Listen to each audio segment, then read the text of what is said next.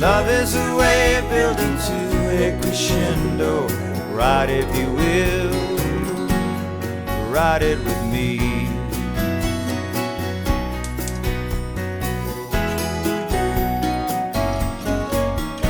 Morning. How are you doing? I am doing A-okay. I guess. I have to remember not to take the Ozempic today. I get to take it after my colonoscopy next week.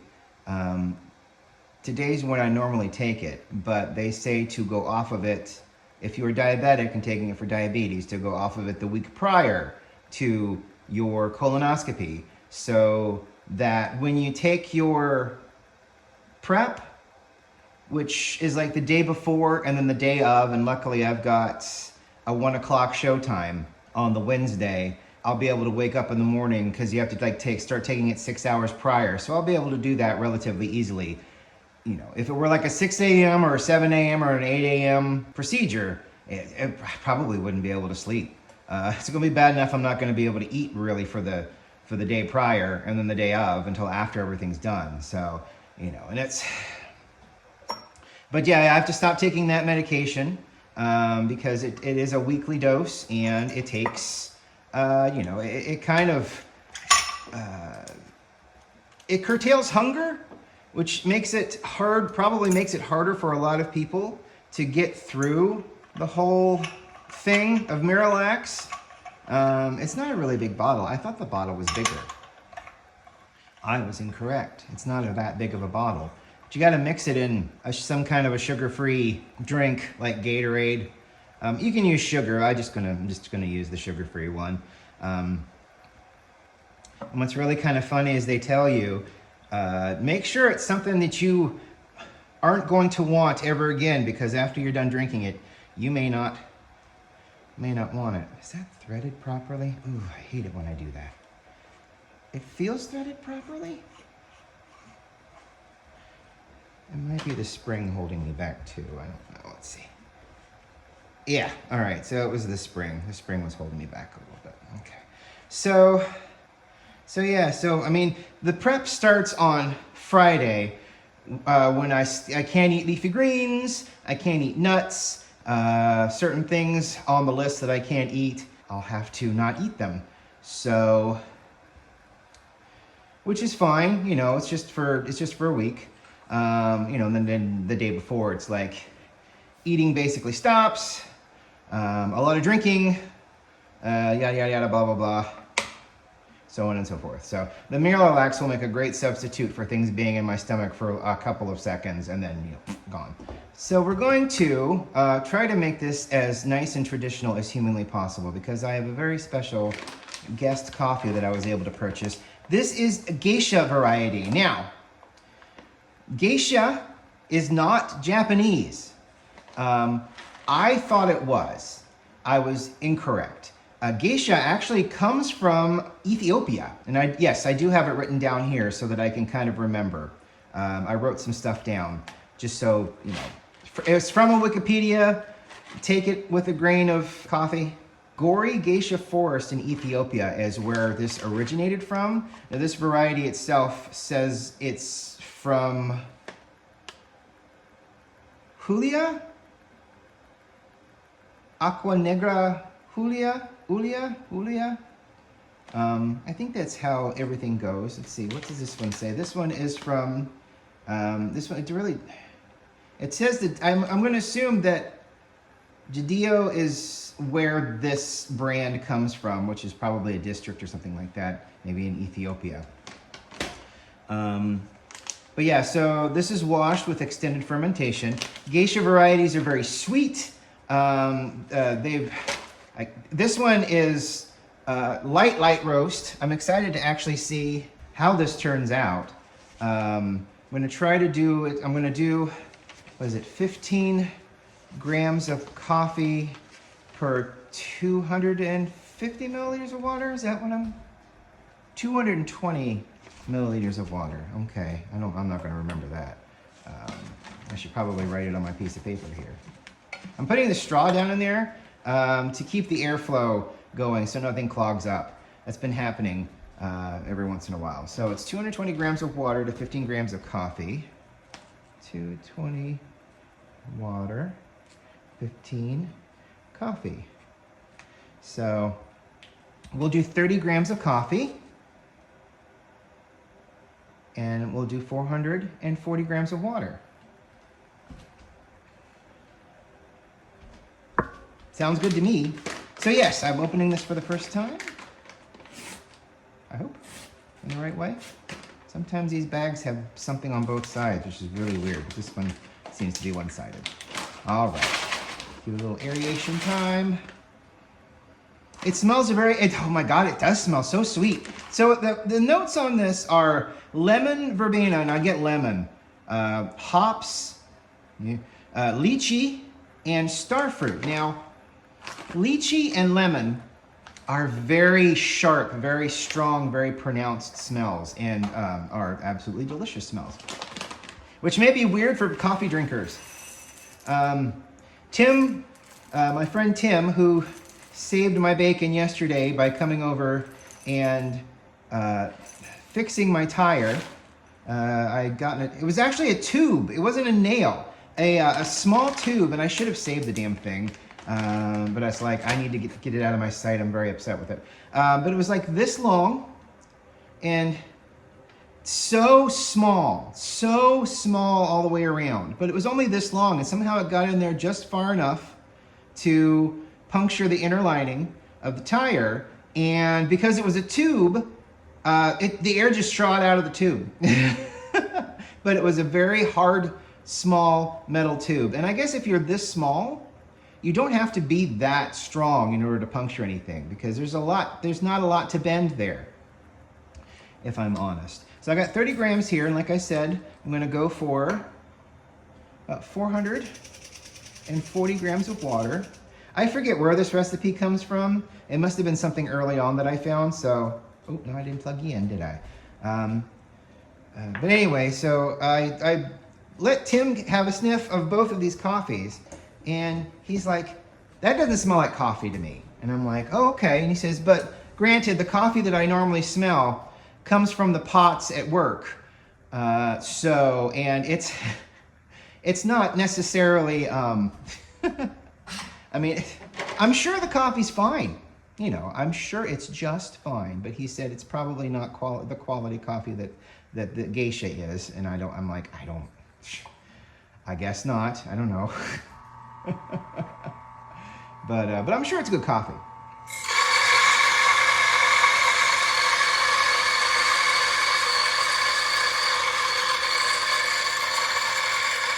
So I didn't wash, but I cleaned it out, I airbrushed it out.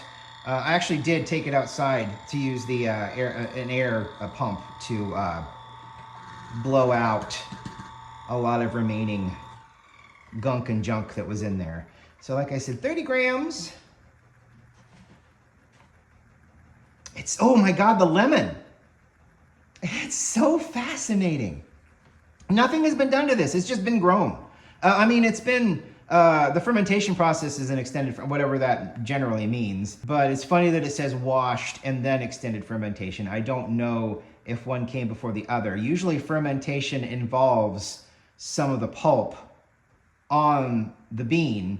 So to wash it and then ferment it without pulp on it, to dry it out, basically, that would be interesting to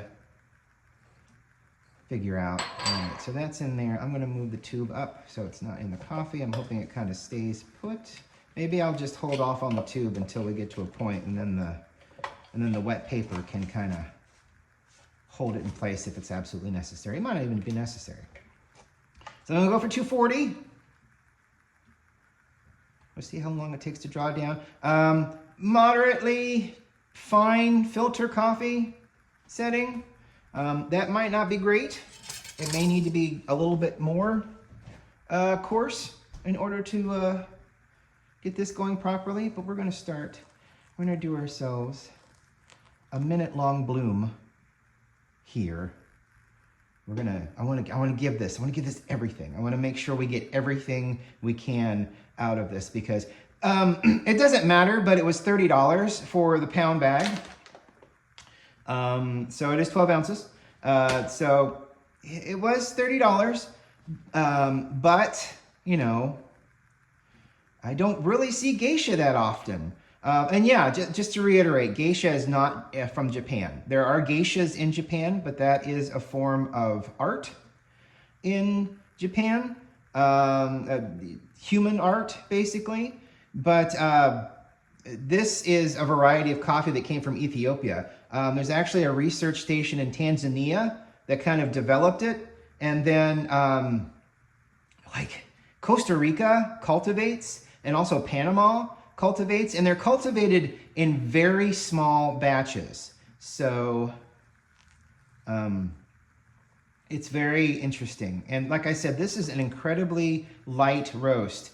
It's so light, the light bar is blue, and it's kind of hard to see. But it is, it's a very light roast. And I'm gonna introduce water up to 440 grams. Slowly and steadily. Go up to 220 here, or 230, I guess. I don't think I'm going to need the straw. I'm not going to keep it filled up all the way to the top. This is just going to be a complete and total agitation the entire time with a little swirl at the end. We'll see what happens. Like I said, I'm pretty excited. This is, I don't think I've had a variety of geisha before. The volcanic stuff always fascinated me. It is a very dark, fun flavored coffee that volcanic is. But this smells wonderful. I would really love to have a clear cup. We'll just do it in the big glass mug. That seems nice. All right, 337.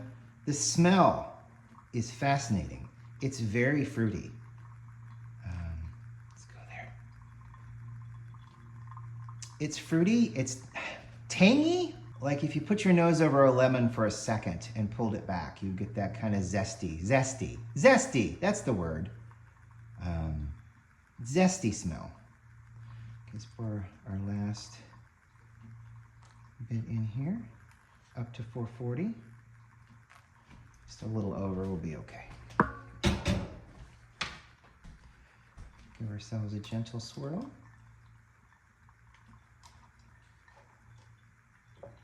So another gentle swirl. And then we'll let it finish up. Ha! Fascinating. It just smells so good. It's just an interesting, wonderful smell. I'm excited to see how this one goes tomorrow. This is supposed to be peach, jasmine, clementine, and fruit stripe gum notes. Just to let you know, fruit stripe gum flavor was not added to this this coffee because it's not how it works with these kind of coffees. That one was normal $15. This one is a specialty coffee, so it's $30. And it's just specialty, you know. It's rarity. For someone wanted to drink the rare coffee, you know. And generally that's fine, you know. As someone that collects toys, I don't personally care about the rarity of the toy. I just care about how I'm drawn to it. It's why I've got Star Trek and then an eclectic mix of other pop culture things on another stand down there. But mostly my stands are all Star Trek. And it's not all Star Trek. It's just Star Trek that has just grabbed me, or I have a reference to, or, you know, that I enjoy a great deal. So, you know, that's kind of a big deal for me when it comes to collecting. Not the rarity, not how much it can be resold for. It's how much I enjoy it, you know. So, and that's a really nice flat bed. Didn't need the little helper straw. Yeah, it's just amazing how it's almost tea-like. The citrusy kind of smell is almost tea-like. Kind of grassy, which I know won't float many people's boats in the smell, but lemongrass smells really nice. So maybe a lemon and grass, maybe a little bit more lemongrassy, I guess.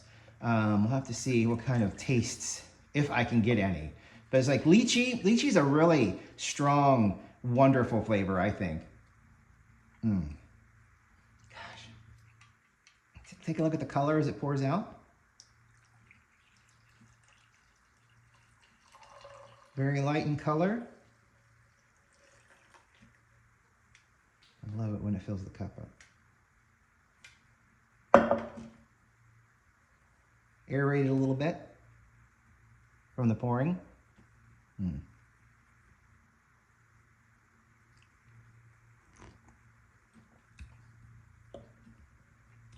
And it's really funny because, like I said, they don't do anything except let it ferment. You know, they let it ferment, they wash it, and then they process it just like normal coffee. But there's just such a wonderful flavor of lemon. I mean, the coffee's there, but there's like a little bit of a lemon hit. I don't remember what star fruit tastes like. I remember what lychee tastes like, and this smells very lychee, which contributes to a flavor profile or tasting note. The smell does. Hops is interesting. I guess if you were like using the hops for like an IPA, I could kind of see maybe a little bit of a hoppy taste, maybe. But the lemon and the lychee are very prominent. They're very forward in the flavor of this coffee. I can't wait to do more with it next week. We can put it through the OXO Rapid Brewer. We can put it through the Clever. We can put it through the espresso machine. I mean, we'll have a lot of stuff we can do next week. This week, though, we're highlighting the stuff that I bought. So tomorrow will be this Ethiopian Banko Paratu. It's a blend, I think. It's heirloom varieties, it says on it. And then on Friday, we're going to finish on Frankenbones. Yes, we're going to have one on Friday. I'm going to have the house to myself. So might as well pour coffee out for me if nobody's working downstairs and my voice is not interrupting them doing their thing down there. Let's pour coffee on Friday. That might be an extra stream as well. I'll have to see how I feel during the day. I mean, I've streamed on Fridays before. Thursday will officially be the last of the Darkness Falls stuff for 7 Days to Die. Maybe I'll just find something else to play for the evening since I'll be home by myself and there'll be little to nothing else to do because I'm a hermit and don't go out. I don't know if I want to go out by myself anyway. I was thinking about texting some friends that live up here to see if they were doing anything like on Friday night or Saturday. Saturday is definitely going to be a big weird one. I kind of want to go to La Plaza Tapatia, that's West Broad Street, down on the west side, to, I don't know, just to go buy some things that he would look at me if I put it in the cart and be like, no, we don't need that. Because that's one of the best parts of shopping by yourself sometimes is you know, being like, I know they would say I don't need this, but boy, there are these shoes. What is the name of that place? It's at Easton. It's like H&M. It starts with a K. Cora, I don't know. It starts with a K. It's at Easton. They have cheaper clothing, some of which looks kind of cool, some of which is weird. I put on a leather jacket that was very supple and smooth feeling, and I put it on and it felt gross. I've never put on a coat and said, this feels gross, and I took it off because it just felt like skin on skin as a coat, you know? It just felt, look, this is gross, so I put it away. But they've got these shoes. They're like Frankenstein shoes. They're normal shoes. Like they've got boots that you know, they kind of come up this high, about above your calf, to your calf. But the soles are like a half an inch out from the bottom.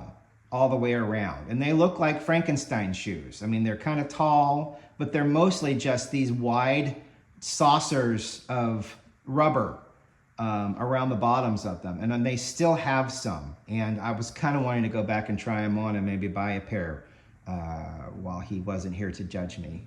So,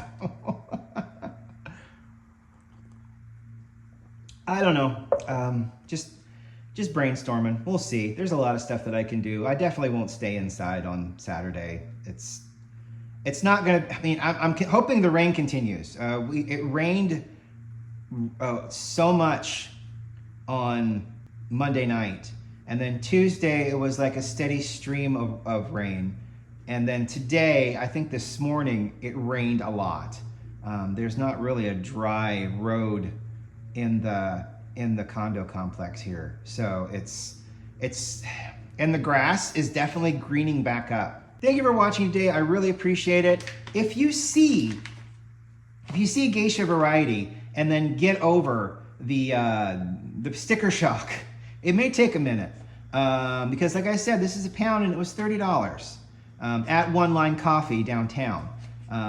But I'm very pleased that I was able to find this variety because I've always been really wanting to try it, but I've never really had. I've seen it pop up, but normally some of the specialty coffee shops that are like in niche areas, sometimes they'll just have little 8-ounce bags. What am I gonna do with 4 ounces? You know, but when I dial everything in, it'll be gone. I'll have to buy a new one, and those are expensive as well. But those may be more specialty geisha than perhaps this is. So this is Colombia, Las Nubes, which is the clouds, Matt told me. So, and it is very light and refreshing as coffee can be. And the lemon is really nice.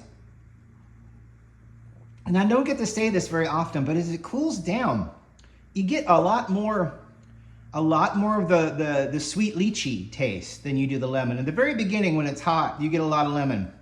But now I'm getting a lot of the kind of lychee notes that they were talking about there. So this is a lot of fun. I really like this. And if you get a chance, maybe pick up some if you've got a nice grind setup. You don't even need a nice grind setup. You just need something that'll grind to a filter coffee, and then just use your Chemex to, or you know what?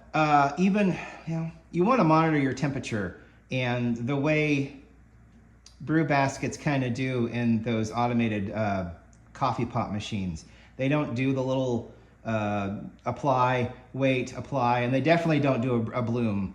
So, you know, I would say maybe use the coffee pot and monitor it. Or even this, you could do this. You could use, if you have a plastic coffee pot, you could kind of use it as your Chemex. You could just leave the top open, put your paper in, and then put your coffee in at the correct amount, and then just use a hot kettle and just drizzle like we did. You could do a bloom phase, and then you could do, do like a 100-gram pour, and then another 100-gram pour, you know, that kind of thing. You could actually use the coffee pot. You could even use the coffee pot. They have kind of a cylindrical, kind of a tapered kind of thing. You could get coffee paper and probably use your coffee pot. I've never done that before. I don't own a coffee pot. That might be interesting to try. Thank you for watching. I really appreciate it. I hope you have a great day, and we will talk to you tomorrow. Bye.